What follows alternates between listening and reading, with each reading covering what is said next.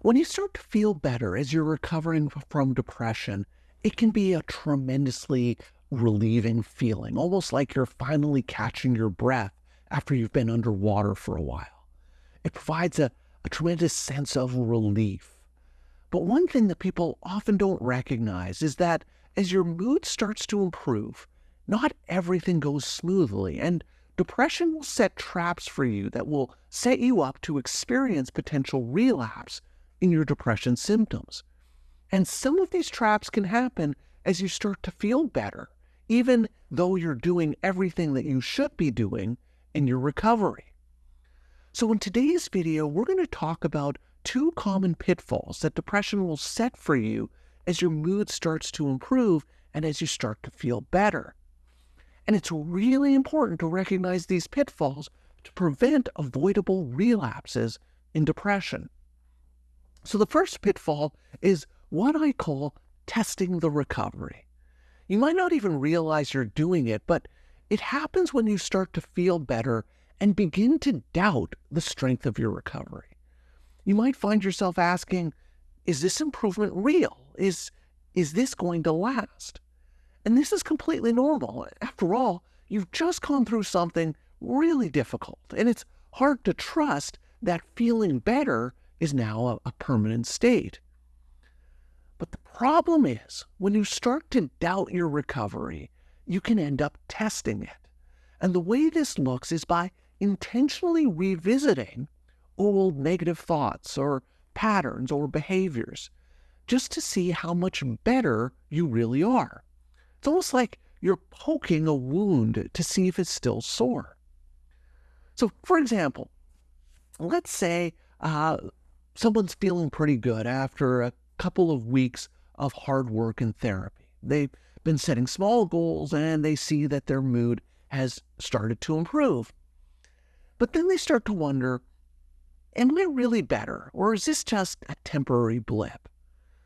So they start to think about old painful memories, or they imagine worst-case scenarios that they used to dwell on, almost as a way of seeing if those thoughts still have power over them. And at first, they might feel fine as they do this, but as they continue to do it, those old feelings of sadness or hopelessness, they can start creeping back in. And suddenly, what was a positive shift now turns into a dip in mood again. The problem is, testing recovery like this isn't a real test of how strong you are. It's just putting you back into old thought patterns that don't serve you anymore. Depression recovery isn't about being immune to negative thoughts. It's about learning how to handle the negative thoughts differently when they come up. But if you're deliberately seeking out negative thoughts, you're just inviting those old feelings back in. So what's the solution? Well, the key is to stop testing the recovery. If your mood is improving, embrace it. Don't go looking for trouble by revisiting things that made you feel bad before. It's kind of like you've just cleaned a fogged up mirror in your bathroom, and once it's clear, you wouldn't smear it again just to see if it can fog up. You'd leave it clean and just enjoy the fact that it's clean. The same goes for your mood. If it's fine, if it's clear, don't smudge it to test to see if the fog will come back. So the idea is to enjoy the recovery, enjoy the feeling of feeling better, and let yourself trust that the improvement is real and not need to have to constantly prove it to yourself. Now, the second pitfall is something that a lot of people fall into without even realizing it, and that's overenthusiasm. When your mood starts to improve, you start to feel better, it's natural to feel like you need to make up for lost time. You've been stuck in a depressed state or low mood for so long that now that you have new energy, it feels like you can try to do everything at once. And while that enthusiasm is a really great sign of progress, it can also backfire if you take on too much too quickly. And in depression recovery, this happens a lot. People start feeling better, and so what they do is they set bigger goals for themselves. After all, this feels like the right time to be ambitious. But the problem is that depression, even in recovery, can still leave you with less energy and less resilience than you realize.